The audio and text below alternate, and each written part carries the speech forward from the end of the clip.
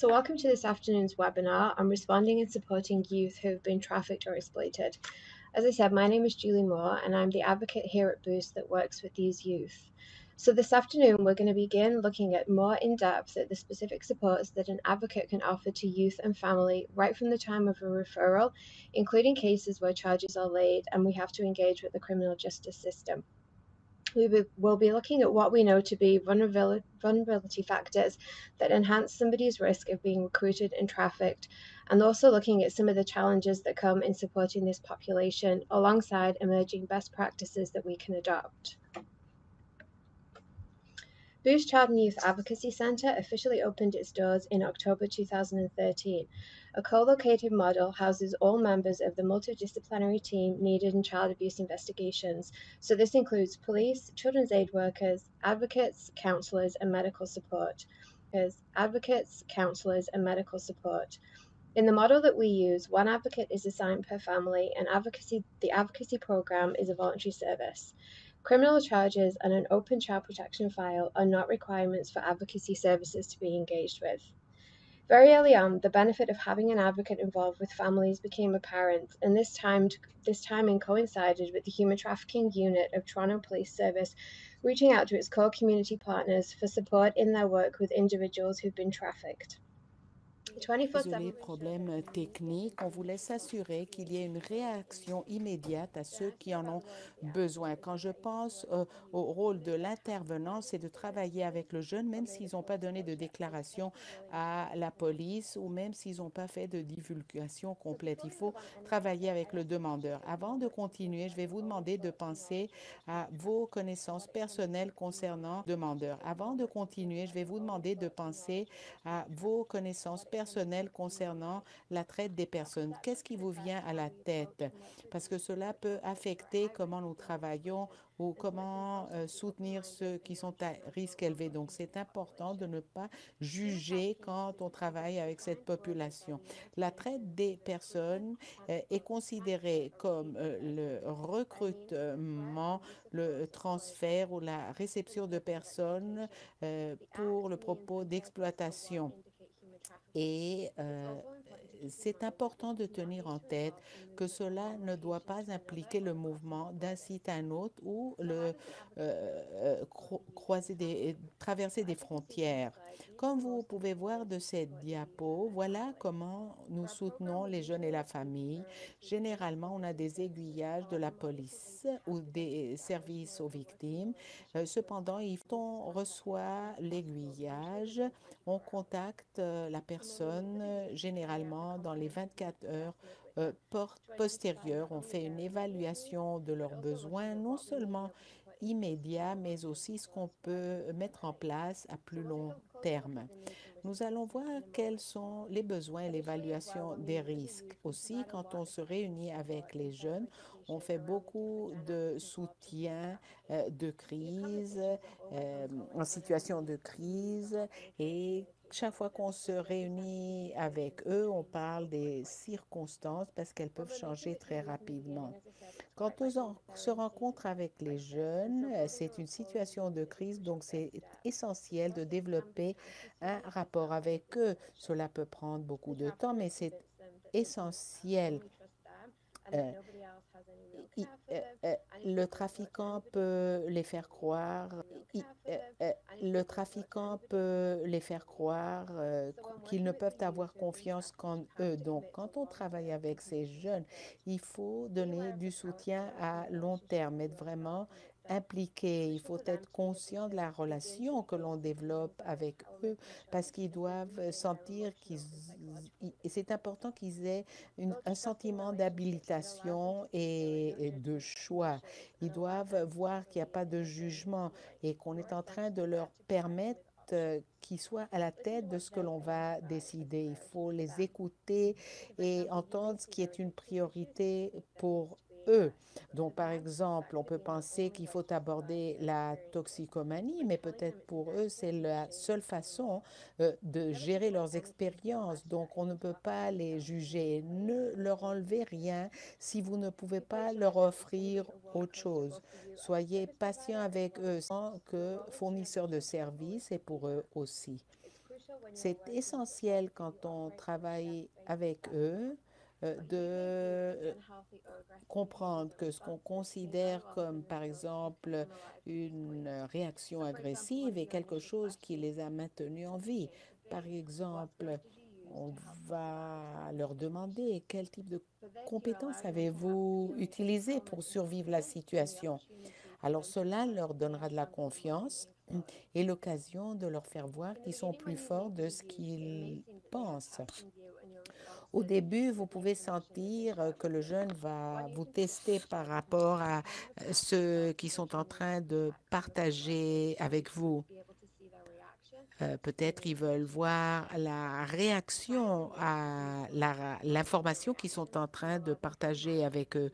Il faut leur permettre de divulguer la quantité d'informations qu'ils désirent et c'était très important de les valider. Une grande partie du travail que l'on fait avec les jeunes a à voir avec l'enjeu des relations saines, l'enjeu du consentement et les différentes étapes de changement. Parfois, les jeunes n'identifient pas qu'ils sont en train d'être exploités. Donc, c'est important de leur faire savoir quand on parle des étapes de l'exploitation et on veut les aider à réguler leurs émotions. Peut-être on va les enseigner à développer des compétences par rapport à se tranquilliser, par exemple. Un enfant qui a subi tellement de différentes situations,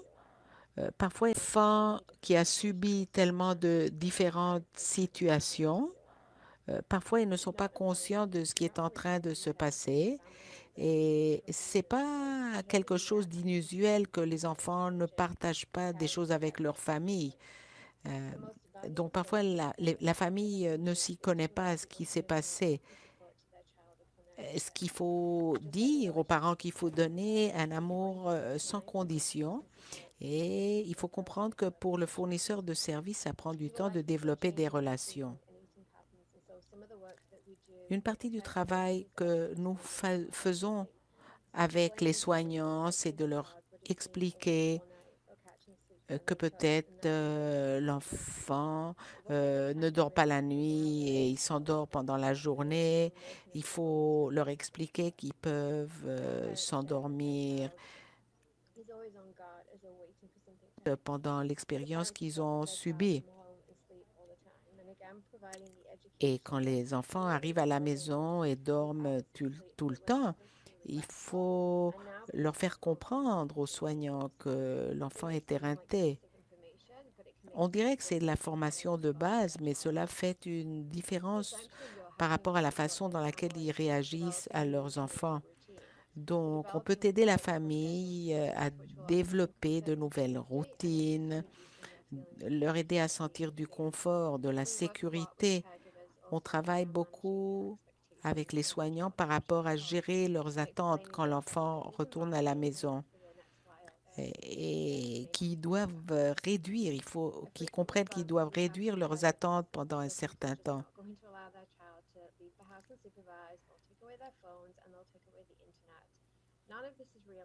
Quand les soignants essaient d'enlever et qu'ils doivent réduire, il faut qu'ils comprennent qu'ils doivent réduire leurs attentes pendant un certain temps.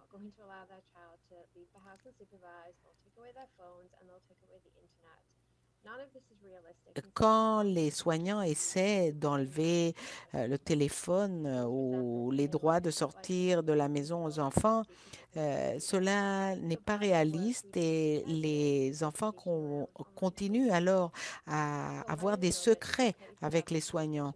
Donc, c'est important de leur faire comprendre qu'ils doivent parler avec les jeunes, oui, par rapport à vouloir qu'ils soient en sécurité, mais qu'on va leur donner de l'indépendance. Par exemple, avec les jeunes enfants, le compromis peut être qu'ils vont donner le mot de passe à leurs parents. Et si on donne du soutien aux jeunes, cela va aider. Il faut aussi travailler avec les parents et les soirs avec la traite des personnes. Une fille est retournée, par exemple, à la maison, elle allait bien, mais un jour, la maman a téléphoné, elle paniquait, la fille n'est pas allée au cours, à l'école, et elle pensait qu'elle subissait la traite des personnes, encore une fois. Mais on lui a expliqué que c'est normal, qu'un enfant n'aille pas à l'école parfois et que les choses doivent rester en perspective. Après, une question qu'on a fréquemment de la part des soignants, c'est qu'il faut qu'on leur dise qu'est-ce qui s'est passé. Mais l'enfant doit se sentir en sécurité et savoir qu'on ne va pas le juger. Alors, il faut toujours parler avec le jeune de la raison pour laquelle il partagerait de l'information par rapport à la quantité d'informations qu'ils veulent bien partager. Nous travaillons aussi avec des soignants, même dans, disons, des situations où l'enfant ne peut pas s'appliquer à des services. On peut donner des services au personnel des centres et aux soignants, même si l'enfant ou le jeune n'est pas préparé. Fréquemment, on nous pose des questions, comment est-ce que cela a pu se passer, comment aurions-nous pu l'éviter. Parfois, les enfants ne reconnaissent même pas qu'ils ont été exploités. Autre chose que l'on peut faire euh, pour aider, c'est d'aider dans le processus du retour à l'école. Et on regardera ce sujet plus tard lors de la présentation. On peut faire de l'aiguillage à de différents centres communautaires qui peuvent donner du soutien. Autre chose que nous avons, c'est ce que l'on peut donner à travers du service de soutien aux victimes et aux personnes et aux témoins. Et cela inclut, par exemple, les installations médicales spéciales, le retire des tatouages. Et ce programme est financé au niveau provincial, soutenu par les services aux victimes. Alors, le travailleur des services aux victimes peut aider à compléter les documents et c'est utile surtout pour les jeunes qui vivent de façon indépendante. Avec ces fonds, ils peuvent obtenir leurs besoins de base et parfois même du logement. Quand on peut commencer le counseling, on a accès à des fonds, on peut brancher le jeune à du counseling en communauté. On en a aussi ici au centre Boost, des personnes qui peuvent aider les jeunes avec du soutien. On travaille fréquemment de très près avec les services d'aide aux victimes et aux témoins parce que fréquemment, ils devront aller au tribunal. Fréquemment, l'intervenant est la personne qui va être avec le jeune de façon constante. Et donc, dès le début, on explique aux jeunes qu'il y a beaucoup de personnes qui peuvent joindre l'équipe pour les aider de façon spécifique. Mais il faut tenir en tête qu'il faut leur donner des options, mais tout doit être décidé seulement avec leur consentement. Alors, parlons de près des besoins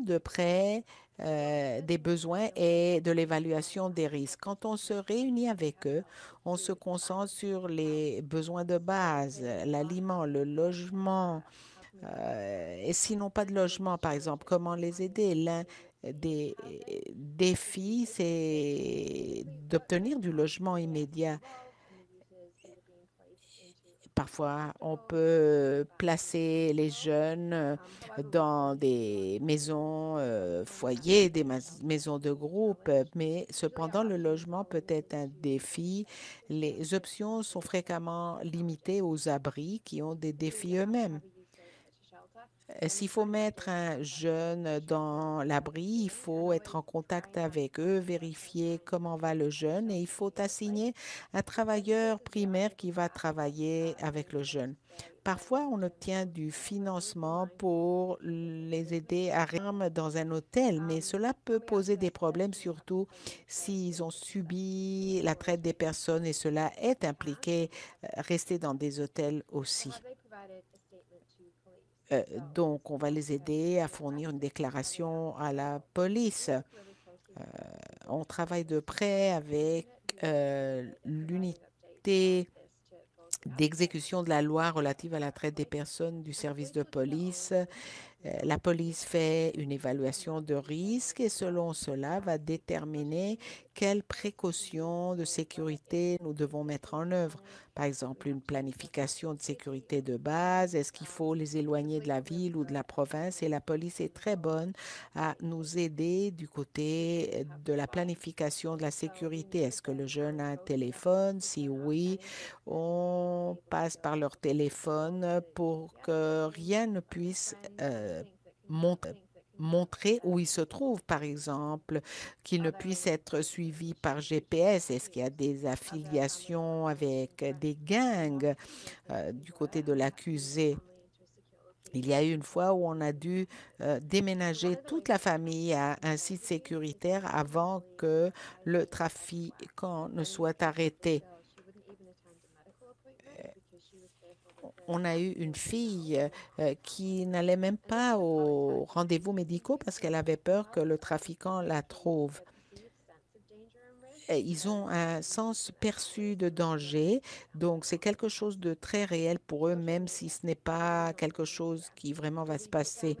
Tout le monde est sur les médias sociaux, alors on s'assoit avec le jeune, on suggère de fermer les anciens comptes des médias sociaux et en créer de nouveaux. On regarde les amis qui connaissent vraiment tous leurs amis. Est-ce que peut-être le trafiquant est connecté par moyen des amis qu'ils ont sur Snapchat, sur Facebook? On essayait de simplifier qui sont les amis qui peuvent avoir accès à leur compte.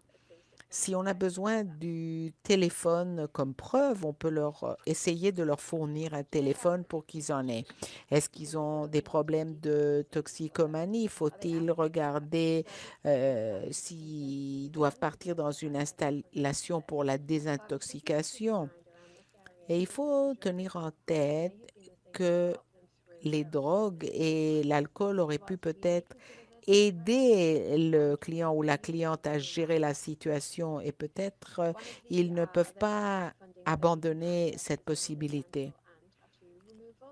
Maintenant, on a le côté des soins dentaires et le dentiste avec lequel on l'a connecté et corrigé la situation de ses dents. Et on a aussi aidé un autre client à retirer les tatouages et on crée des relations aussi avec le conseil scolaire pour aider le jeune à naviguer le système. Par exemple, il se peut que le jeune ne veuille pas retourner à la même école. Et comment alors le brancher à une différente école?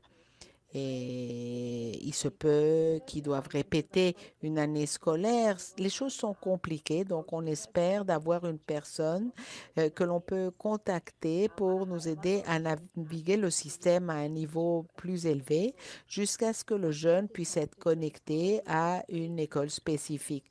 Une fois que cela se passe, on se connecte avec le travailleur ou travailleuse sociale de l'école à une école spécifique. Une fois que cela se passe, on se connecte avec le travailleur ou travailleuse sociale de l'école.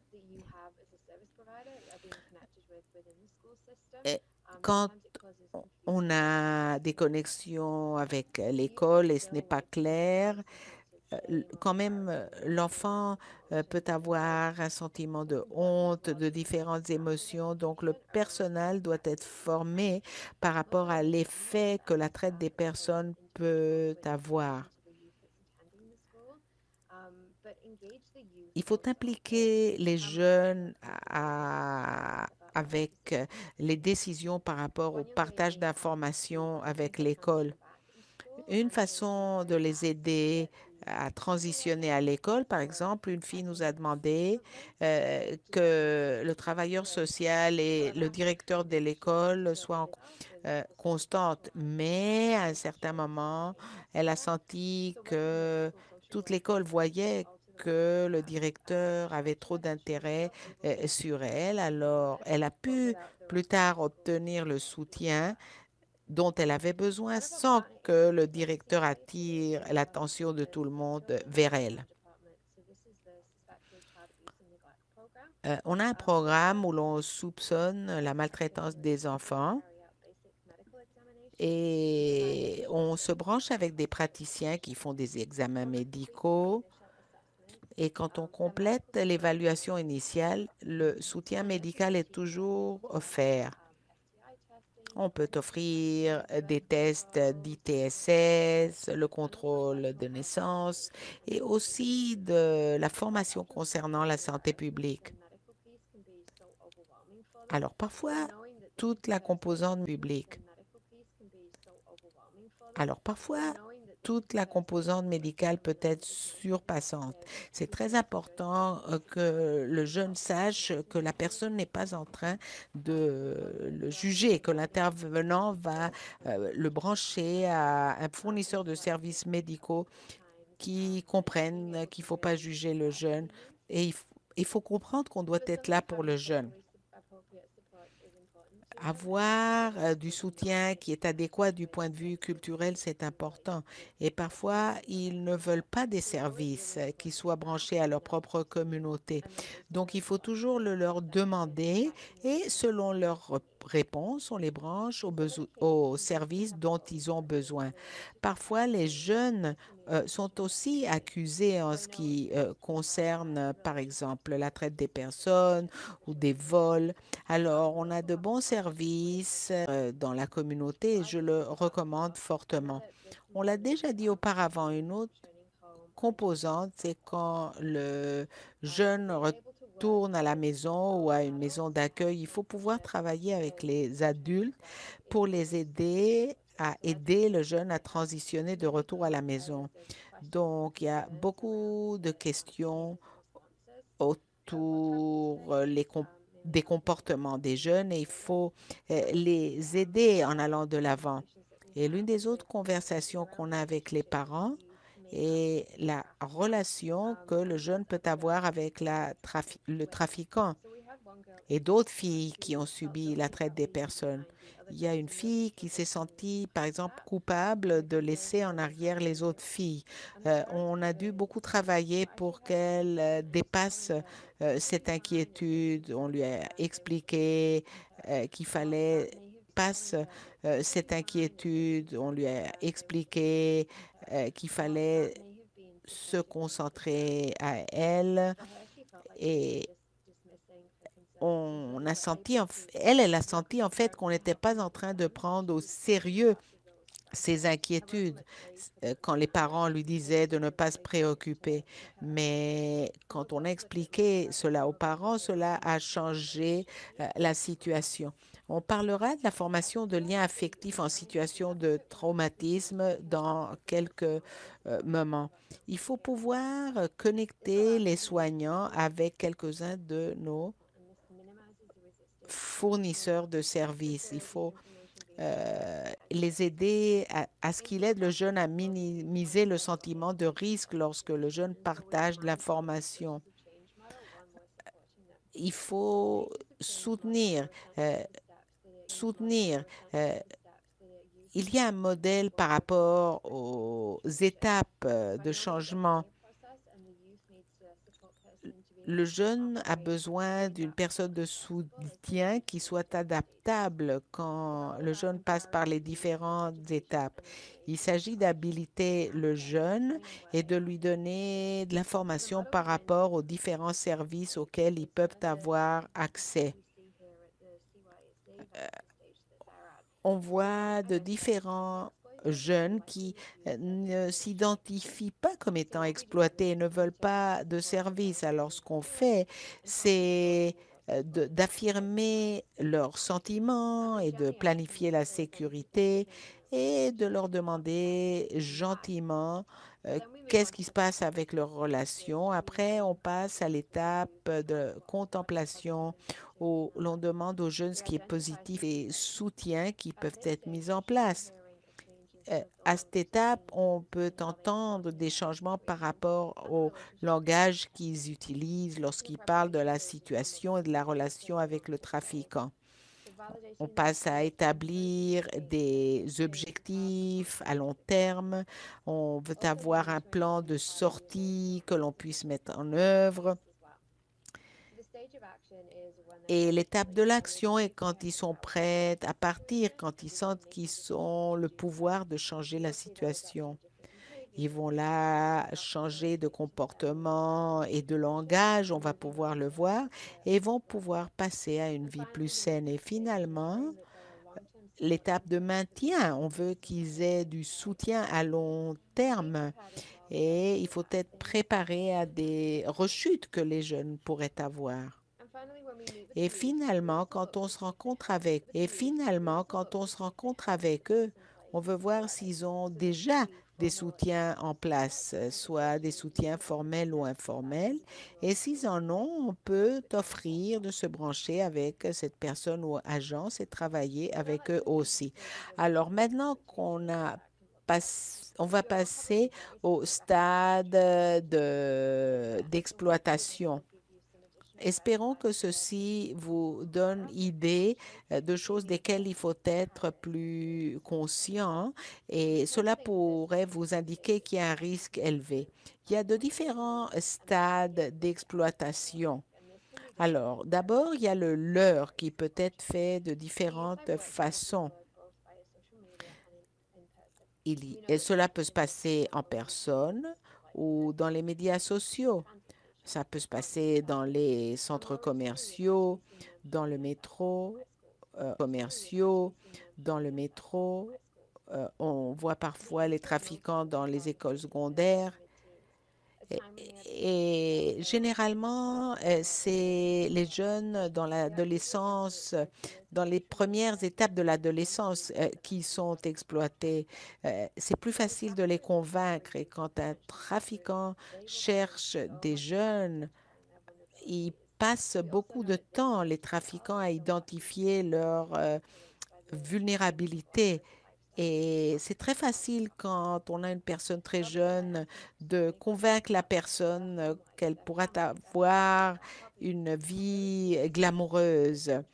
Le trafiquant peut créer une sensation d'être très intéressé aux jeunes.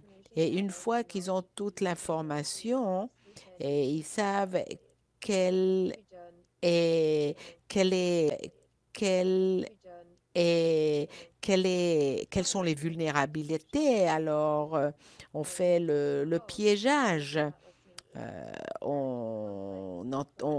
Ils essaient de voir qu'est-ce qu'ils aiment faire. Les trafiquants leur disent qu'ils vont leur faire une pause par rapport à être à la maison.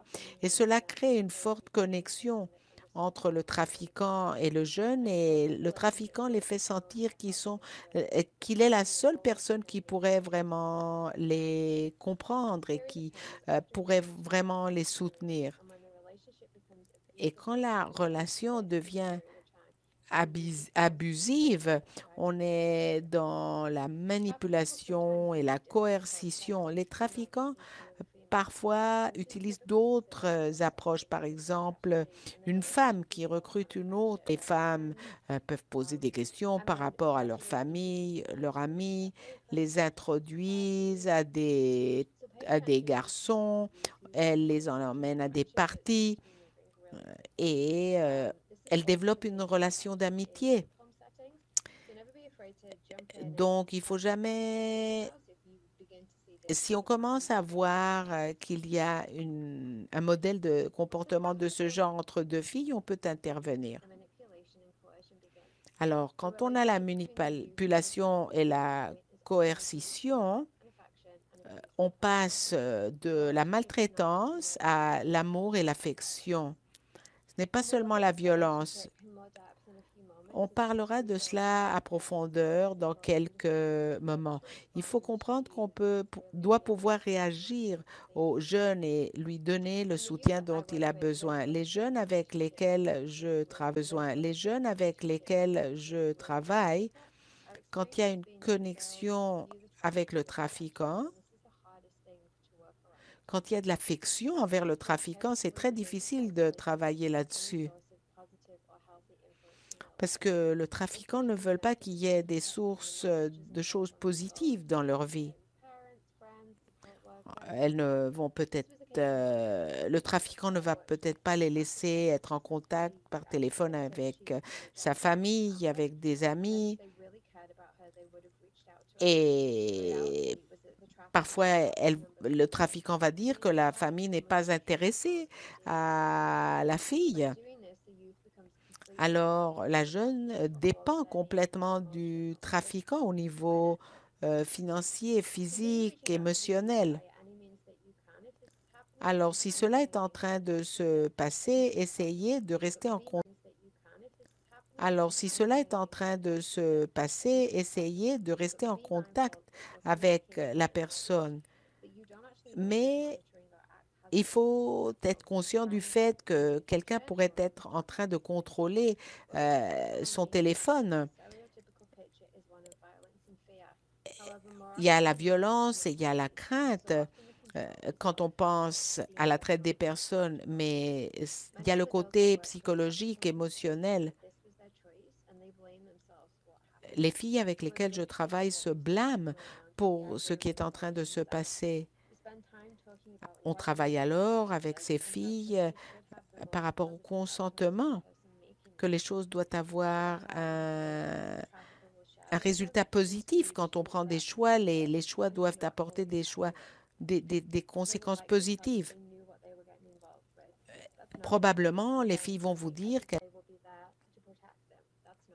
le trafiquant va leur dire qu'il est là pour les protéger, ce qui n'est pas le cas.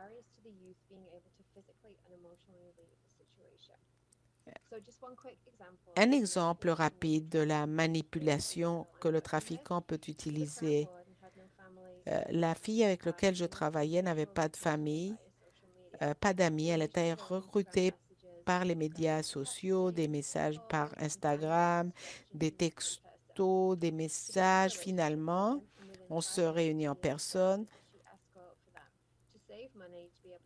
En 5 mois, la traite a commencé. Ils se sont rencontrés.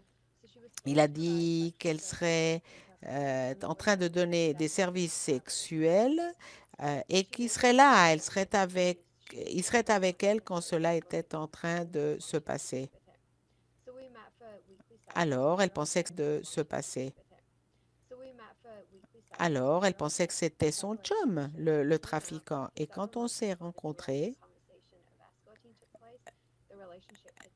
la relation, on a découvert, avait changé avec le temps. Il passait de moins en moins de temps avec elle et il a séparé l'idée du sexe de la relation avec elle.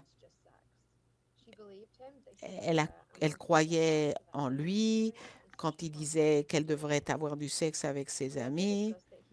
On a parlé du fait qu'il avait dit qu'ils allaient faire les choses ensemble. Et là, elle a pu se rendre compte que ce n'était pas le cas. Et avec le temps, elle s'est rendue compte des manipulations, de l'exploitation qu'elle avait subie.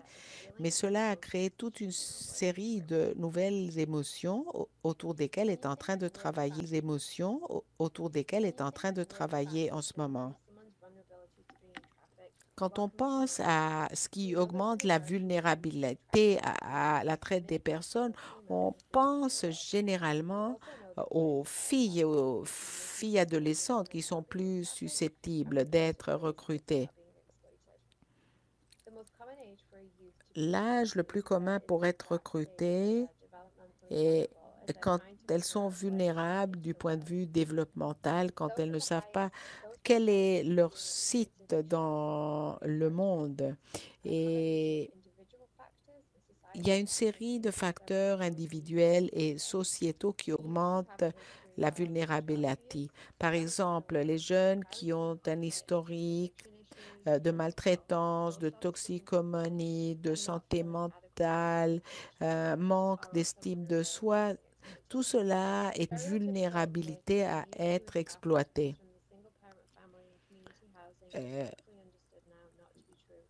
euh, on, on a plusieurs cas de jeunes qui viennent de familles intactes même, et qui ont le tout du point de vue matérialiste, mais il n'y avait pas de temps qu'elle passait avec la famille.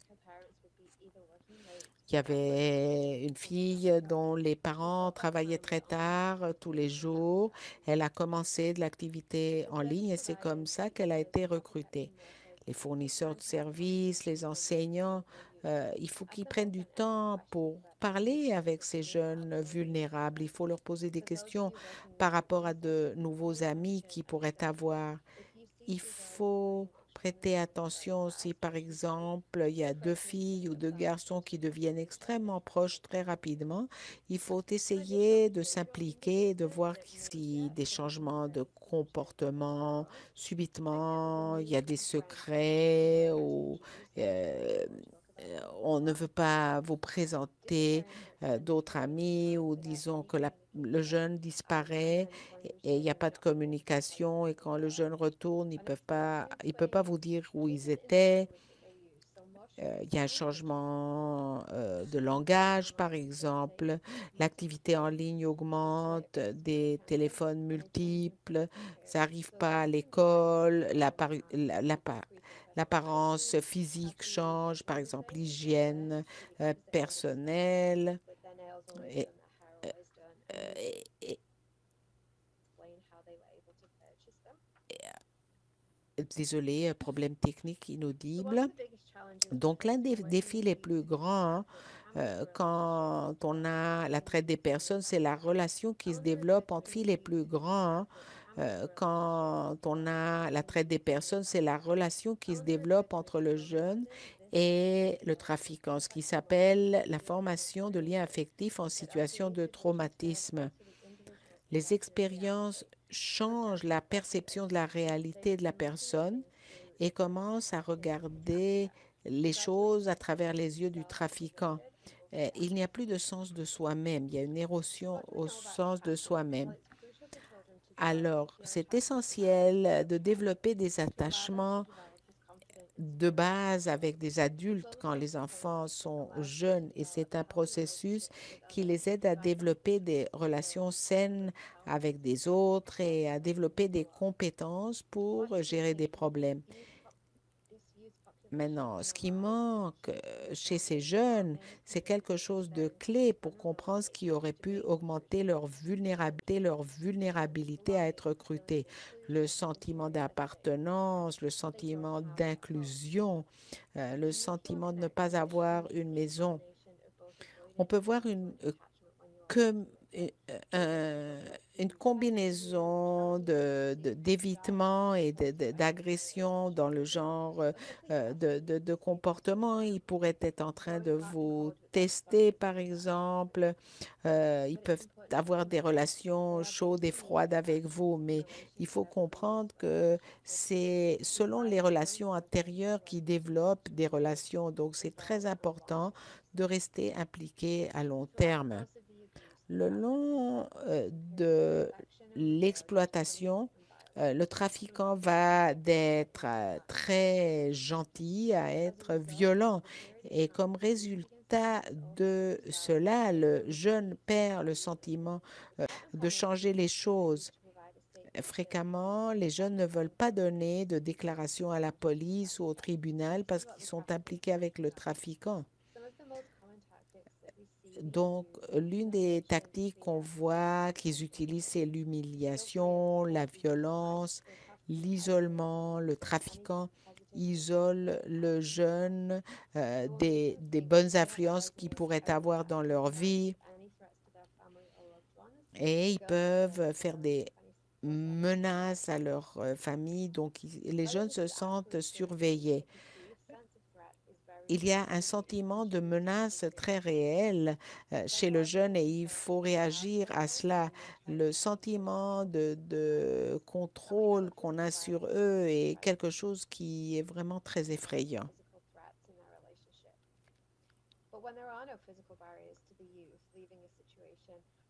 Agir à cela, le sentiment de contrôle qu'on a sur eux est quelque chose qui est vraiment très effrayant.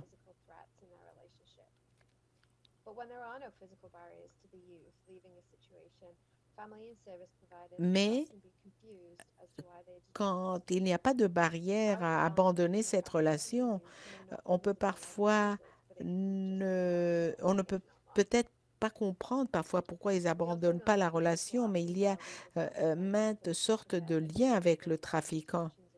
Parfois, les jeunes veulent euh, passer beaucoup de temps à apaiser le trafiquant pour attirer son amitié, pour attirer la relation émotionnelle avec le trafiquant.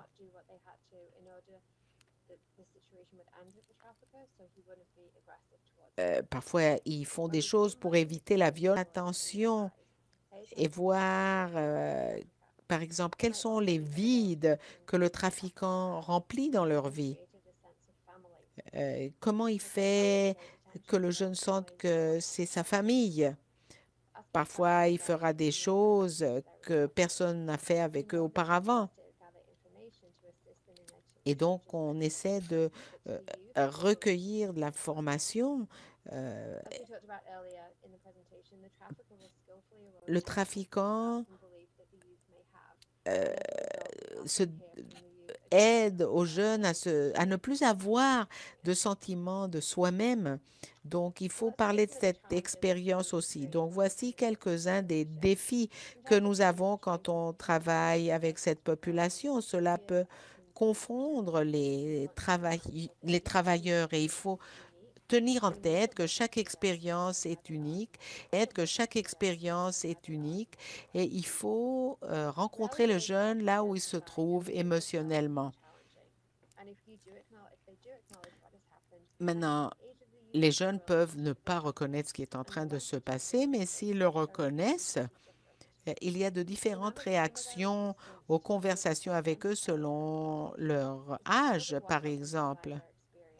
Et il faut toujours se rappeler du fait que c'est parfois une façon de gérer leur vie. Donc, il faut recadrer les choses et dire que le jeune est en fait fort parce que le trafiquant les a probablement manipulés et il ne pourrait peut-être même pas expliquer comment ils sont exploités. Donc, il faut se concentrer au sujet des relations et à l'idée du consentement quand on parle avec eux. Et à l'idée du consentement quand on parle avec eux. Leur capacité d'avoir confiance en quelqu'un d'autre qui ne soit pas le trafiquant est quelque chose de très compliqué aussi. Ils sentent que personne n'est intéressé à eux comme le trafiquant. C'est donc compliqué de les faire comprendre quelle est la réalité. Parfois, ils sentent que le trafiquant est la seule famille avec laquelle ils n'ont jamais été. Donc, le sentiment de grief, de deuil qu'ils ont quand ils se séparent du trafiquant est quelque chose qu'il faut reconnaître. Parfois, quand on a un enfant et on le connecte avec les services d'aide à l'enfance, parfois c'est là où le trafiquant arrive, avec lequel il va travailler. On peut l'enseigner à avoir des idées de base concernant la traite des personnes. On offre du soutien et de l'éducation en ce qui concerne le sujet de la traite des personnes. Parfois, c'est difficile d'être en contact consistant avec les jeunes. ils sont toujours capables, par exemple, de trouver du Wi-Fi. Donc, peut-être on peut leur envoyer des textos ou des courriels. C'est comme ça qu'on se branche avec les jeunes quand on ne se rencontre pas avec eux de façon régulière. Il y a des jeunes qui retournent chez leurs trafiquants quand ils sentent qu'il n'y a pas de situation sécuritaire outre le trafiquant. Un autre défi, c'est un autre défi, c'est de retourner à une routine normale de la vie parce qu'il y a tellement de manque de limites, par exemple, dans la traite des personnes que c'est parfois difficile et quelque chose qui peut sembler simple pour les autres et compliqué pour ces jeunes. Il faut les écouter. Il faut toujours encourager les petites victoires, les aider à développer à nouveau leur estime de soi, aller à l'école, développer une hygiène de sommeil, par exemple. Alors, il y a des pratiques d'excellence quand on travaille avec cette population. Nous savons qu'il ne faut pas les juger, c'est essentiel. Il y a une composante clé est d'être flexible quand on se connecte avec le jeune, être flexible dans l'éligibilité des services. Généralement, on contacte une famille pendant un certain temps et si on n'entend pas d'eux, on dit, bon, les services ne sont pas nécessaires. Quand la traite des personnes existe, on ne ferme jamais le dossier. C'est soit actif ou inactif comme dossier. Il se peut que le jeune va vous contacter quand il y a une crise dans sa vie. Et on doit se demander tout le temps comment vont les enfants. Parfois, ça va prendre très longtemps de faire que les jeunes s'impliquent avec vous. Les besoins de cette population sont complexes. On peut se voir très avantagé de travailler avec des agences communautaires. Le trafiquant les fait sentir qu'ils ne peuvent pas avoir confiance en personne. Il faut leur faire savoir qu'ils peuvent avoir confiance sur vous. On peut ajouter des personnes à l'équipe et c'est important de prendre du temps, de créer tout un réseau pour que quand le jeune sente qu'il est prêt, on va pouvoir l'aider de différentes façons. Il faut être conscient de l'environnement physique. L'environnement doit avoir l'air d'être accueillant, mais il faut qu'ils sachent qu'il y a de la confidentialité. Ne leur promettez jamais quelque chose que vous ne pourrez pas respecter, parce que là, ils ne pourront plus avoir confiance en vous. Il ne faut pas essayer de respecter, parce que là, ils ne pourront plus avoir confiance en vous. Il ne faut pas essayer de corriger des choses pour eux. Ils ont survécu avec vous jusqu'à ce moment. Donc, on peut leur suggérer des choses, mais il ne faut pas essayer de les sauver. Le jeune doit être d'accord à ce qu'on l'emmène quelque part. En fait, s'ils ne sont pas d'accord, on pourrait le mettre plus à risque. Le trafiquant pourrait le trouver. Donc, il faut travailler avec le jeune pour créer un plan de sécurité, une stratégie de sortie si c'est ce que le jeune veut. Il s'agit d'eux et non pas de les sauver. Et quand on a des objectifs, il faut que les objectifs soient des objectifs que l'on peut atteindre, des objectifs petits, limités. Il faut être honnête avec les jeunes limites. N'allégez jamais que vous savez comment ils se sentent. Il faut reconnaître que cela doit être très défiant et il faut renforcer leur force. Quand on se rencontre, il faut écouter leur langue, leur langage. Cela va vous aider à comprendre où ils se trouvent et à donner forme à la relation en allant de l'avant. Quand on comprend mieux les choses et on a une relation plus établie, là, on peut explorer les croyances et les émotions. Il faut leur donner du temps quand ils parlent de leur expérience, ne pas offrir immédiatement des suggestions ou des conseils. C'est bon de les écouter et ne pas de répondre. C'est plus important d'être là à l'écoute. Peut-être c'est la première fois que quelqu'un les écoute. Il faut célébrer les victoires et ne pas de répondre. C'est plus important d'être là à l'écoute. Peut-être c'est la première fois que quelqu'un les écoute. Il faut célébrer les victoires. C'est important de se rappeler qu'il s'agit d'eux.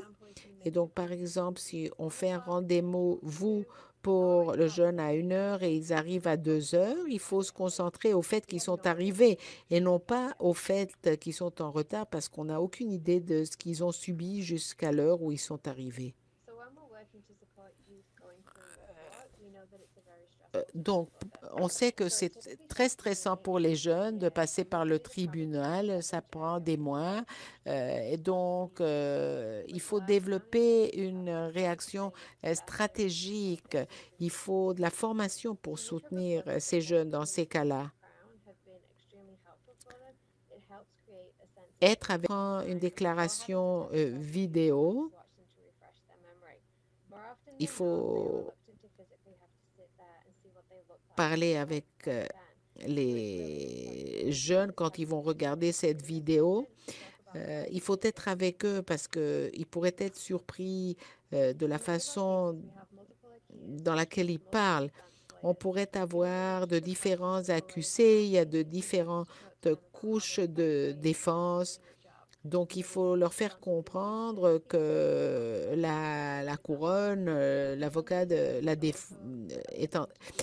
et aussi l'avocat de la défense est en train de faire son travail. Ils ne devraient pas se sentir forcés à être d'accord avec l'avocat. Il faut leur expliquer qu'ils peuvent être en désaccord de façon respectueuse. Il y a des aides de témoignage qui peuvent utiliser, leur expliquer qu'ils peuvent être en désaccord de façon respectueuse. Il y a des aides de témoignage qui peuvent utiliser. C'est important qu'ils soient formés par rapport aux options qu'ils ont. Il faut planifier les journées jusqu'au cas au tribunal et après cela. Il faut s'assurer d'avoir un plan et le jeune doit être inclus. Par exemple, la planification émotionnelle, les téléphones pour des situations de crise, des activités le soir si possible. S'ils ont un counselor, peut-être ils pourraient parler avec le counselor davantage pendant le processus du tribunal. C'est très stressant pour tout le monde de témoigner. Mais pour les jeunes, cela peut être encore pire. Donc, leurs inquiétudes, essayer de les minimiser. L'enjeu de la sécurité est essentiel. Il faut l'aborder directement avec les jeunes. Il faut demander si le jeune est inquiet.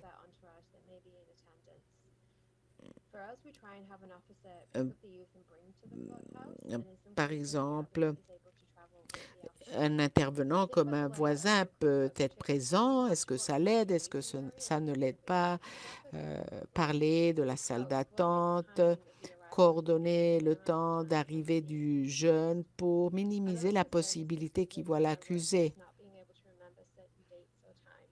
Par exemple, j'ai une fille qui ne se rappelle pas des dates et des heures. Il faut expliquer que ce n'est pas un examen de mémoire, expliquer qu'ils ont subi un traumatisme et que la mémoire devient est quelque chose de fragmenté. Ce n'est pas quelque chose qu'on vient et quelque chose de fragmenté. Ce n'est pas quelque chose qu'on peut contrôler de façon consciente. Et cela retire de l'attention. Quand il y a beaucoup d'accusés, il y a plusieurs avocats et c'est difficile. Quand il y a des accusations de la police, cela veut dire qu'on a cru à ce que les jeunes ont dit. Donc, il faut le leur expliquer aussi. Il faut célébrer cette force avec eux. Il y a des sentiments de honte qu'ils partagent parfois avec nous. Et c'est un moment où ils vont voir peut-être l'accusé pour la première fois et cela en soi est quelque chose qui apporte toute une série d'émotions. Je vous remercie beaucoup de m'avoir écouté cet après-midi et je vous remercie votre dévouement au travail avec ceux qui ont subi la traite des personnes.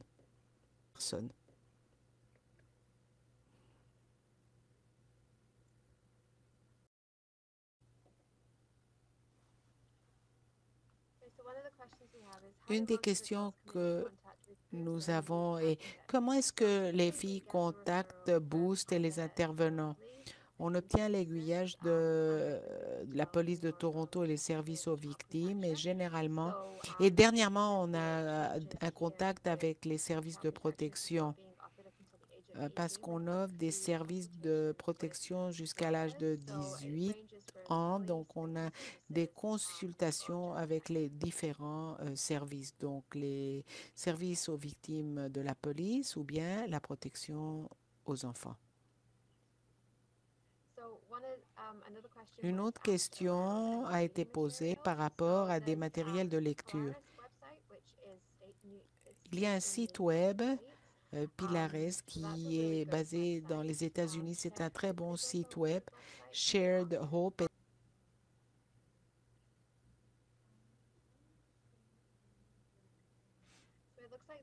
On dirait qu'il n'y a plus de questions. Je vous remercie beaucoup de m'avoir écouté cet après-midi.